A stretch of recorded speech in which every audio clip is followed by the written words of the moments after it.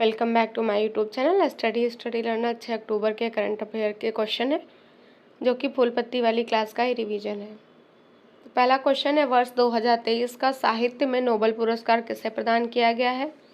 प्रदान किया जाएगा तो इसका ट्रिक है साहित्य में ना फंसे, साहित्य से साहित्य याद रखिएगा, ना से नार्वे याद रखिएगा, फंसे से जॉन फासे को याद रखिएगा।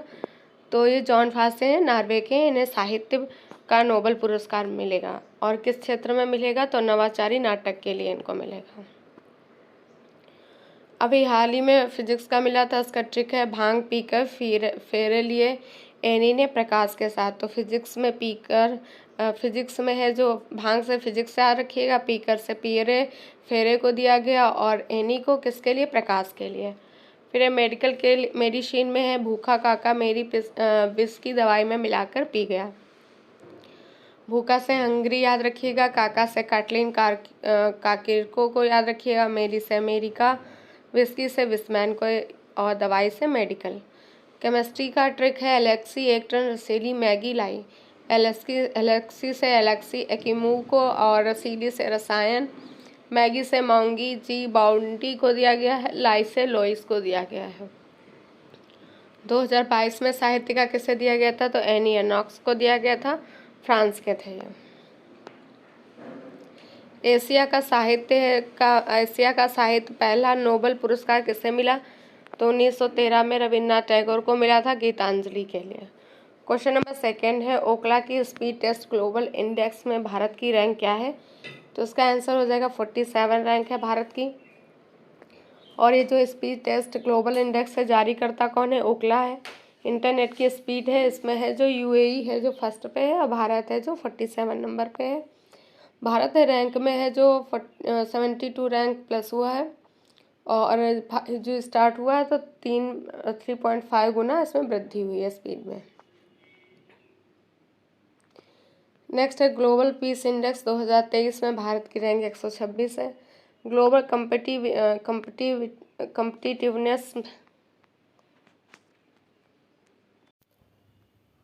कम्पिटिटिवनेस इंडेक्स में 140वीं है। वर्ल्ड प्रेस फ्रीडम इंडेक्स में 161वीं है।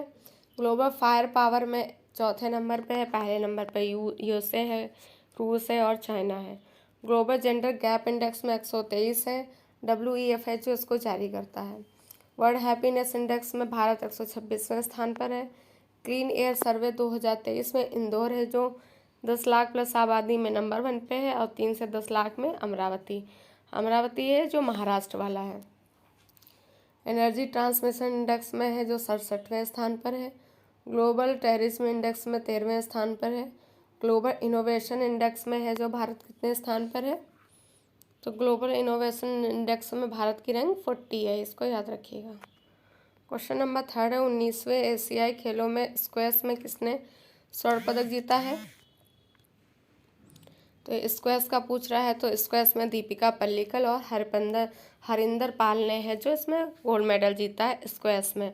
तो कल 3 गोल्ड मेडल 19वें एशियाई खेलों में भारत ने जीते हैं और ये हो कहाँ पे रहे? तो होंगजो चीन में इनका आयोजन हो रहा है। स्क्वैश में है मलेशिया को हराया है और दीपिका पल्लिकल हरिंदर पाल ने गोल्ड जीता है। तीरंदाजी में महिला वर्ग में भी गोल्ड मिला है, पुरुष में भी मिला है और इंडिया के पास है अब तक 85 प्लस पदक हो चुके हैं। 2018 में ये 70 थे।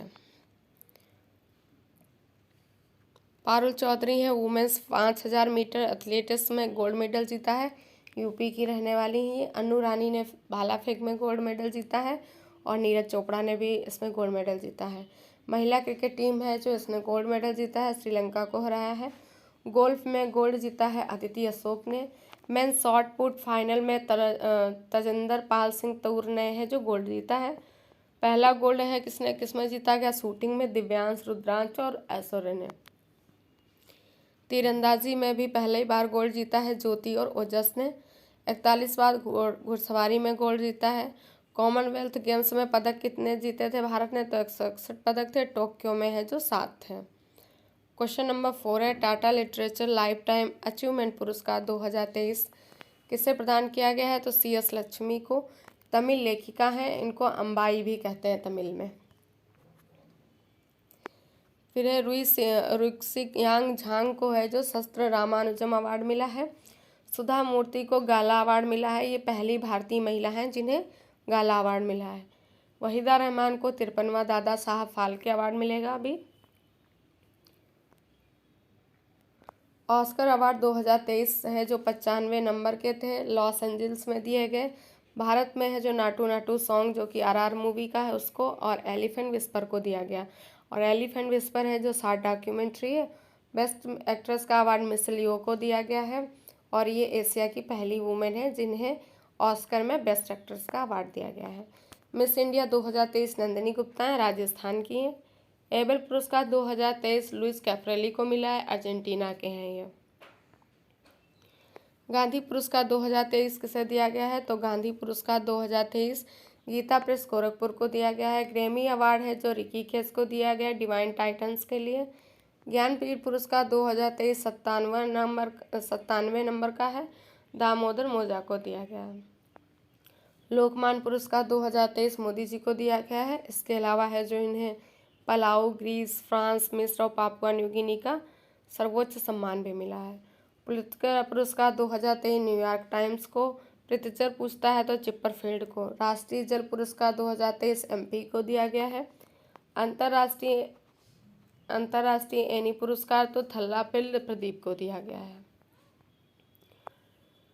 नेक्स्ट क्वेश्चन है, किस राज्य और केंद्र शासित प्रदेश के लोकप्रिय व्यंजन कलारी को GI टैग मिला है, तो लोकप्रिय व्यंजन है कलारी, ये जम्मू कश्मीर के उदयमपुर ज़िला है वहाँ का है ये। और ये कलारी है क्या, तो ये नरम पनीर होता है उसको कहते हैं कलारी जम्मू कश्मीर में। जम्मू कश्मीर में इसके अलावा बसोली पेंटिंग्स है, पश्मीना शाल है, कश्मीरी केसर है, रामबन शहद है, मुस्कबाजी चावल है, भद्रवाह राजमा है, इनको भी GI टैग मिला है। GI टैग कौन प्रदान करता है, तो वाणिज्य और उद्योग मंत्रालय देता है।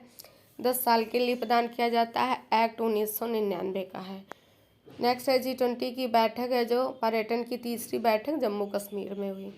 रामनगर का भाटा या बैंगन UP का GI टैग मिला है। बखीरा पीतल के बर्तन, इसको भी GI टैग मिले हैं, ये भी UP का है। हाथरस ही की, ये भी UP की, इसको भी GI टैग मिला है। रीवा सुंदरजा आम है जो MP को मिला है GI टैग। नागरी दुबाराज चावल है जो छत्तीसगढ़ का है। और मनामुदाई है यहाँ पे, मनामुदाई मिट्टी के बर्तन और कम्बम अंगूर का GI टैग तमिलनाडु को मिला है। नेक्स्ट है NPS वरीयता सूचकांक किसने लॉन्च किया है, तो HDFC ने लॉन्च किया है, और ये पहली बार जारी किया है। 10 अक्टूबर 2023 से स्टार्ट होगा। ये नेशनल पेमेंट स्कीम NPS की फुल फॉर्म होती है। रिटायरमेंट के बाद वित्तीय सुरक्षा मिलती है। 18 और पात्र इसमें कौन होता है, तो पात्र होते हैं 18 से 70 ईयर्स वाले। इलेक्ट्रॉनिक बैंक जारी करने वाला पहला बैंक HDFC है। PC महालोबिस के मॉडल पर कौन सी पंचवर्षीय योजना थी, तो सेकेंड 5 ईयर प्लान है जो PC महालोबिस के मॉडल पर आधारित थे। 1956 से 61 इसका ये टाइम पीरियड है।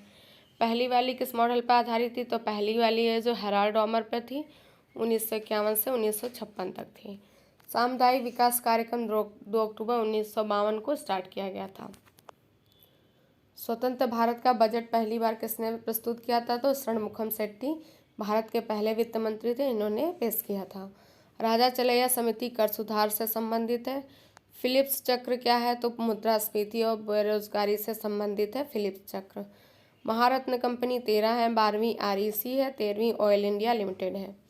1991 में एक समिति बनाई गई थी बैंकिंग रिफॉर्म के लिए, उसका नाम है नरसंबन समिति। आबिद हुसैन समिति है जो लघु उद्योग से रिलेटेड है, ये भी याद रखिएगा, इम्पोर्टेंट है। नेक्स्ट क्वेश्चन है, तीस्ता नदी में आई अचानक बाढ़ से कहाँ व्यापक नुकसान हुआ है, तो सिक्किम में हुआ है। अभी ये जो बादल फटे थे उसके बाद में है लोहनल झील में पानी आ गया, उसके बाद में है जो तीस्ता नदी में बाढ़ आ गई। ब्रह्मपुत्र नदी है जो तिब्बत में इसको सांगपो कहते हैं। फिर अरुणाचल प्रदेश में नामचा पर्वत है, वहाँ से भारत में प्रवेश करती है। भारत में इसको ब्रह्मपुत्र कहते हैं, बांग्लादेश में जमुना कहते हैं। ब्रह्मपुत्र की सहायक नदियाँ हैं लोहित, कामेंग, धनसिरी और तीस्ता। तीस्ता नदी विवाद है जो भारत और बांग्लादेश के बीच है, ये भी याद रखिएगा। सिक्किम पूर्ण राज्य कब बना था, तो 36वां संविधान संशोधन 1975 के द्वारा बना। सीएम प्रेम सिंह तमांग हैं। राजधानी गंगटोक है। दर्रे यहाँ पे नाथुला लेपला है। और national park Kaziranga national park है, जो कि एकमात्र मिश्रित हेरिटेज है। विधानसभा की सीटें यहाँ पे हैं जो सबसे कम है, राज्य में 32 हैं। अगर यूटी पूछ लेता है तो पुदुचेरी में हो जाएंगी, यहाँ पे 30 हैं। यूनेस्को में कितनी भारतीय धरोहर शामिल हैं? 42 हैं। 42वें नंबर के होयसलेश्वर मंदिर कर्नाटक शामिल है। 41वें नंबर का शांति निकेतन है। 40 नंबर का धोलावीरा है।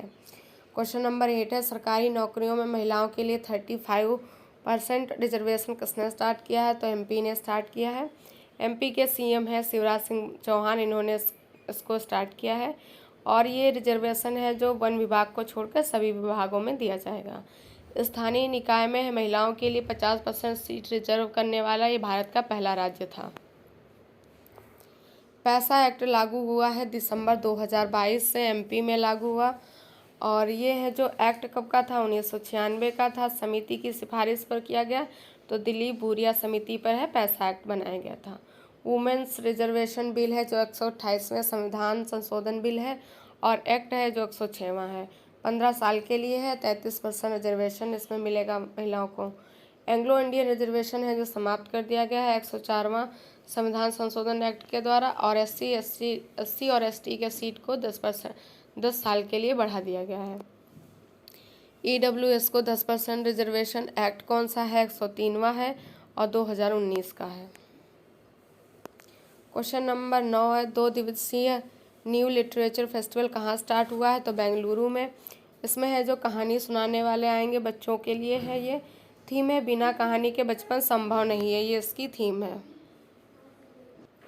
नेक्स्ट है सरहुल फेस्टिवल झारखंड का है। फूलदेई उत्तराखंड का है। खारची पूजा त्रिपुरा का। क्वेश्चन नंबर 10 है, भारत सरकार ने राष्ट्रीय हल्दी बोर्ड गठित किया है। देश में सर्वाधिक हल्दी उत्पादक राज्य कौन सा है? तो महाराष्ट्र है। भारत है जो हल्दी उत्पादक, उपभोक्ता और निर्यात में वर्ल्ड में नंबर 1 पर है। विश्व का 75% हल्दी उत्पादन करता है भारत। और भारत में नंबर 1 पर महाराष्ट्र है। महाराष्ट्र के सीएम एकनाथ शिंदे हैं। भारत के सामाजिक प्रभाव बॉन्ड के माध्यम से जुटाए 1041 करोड़ किसने? तो नाबार्ड ने जुटाए हैं। इसके बाद में है जैसे कि ज्योग्राफी का इम्पोर्टेंट पॉइंट है।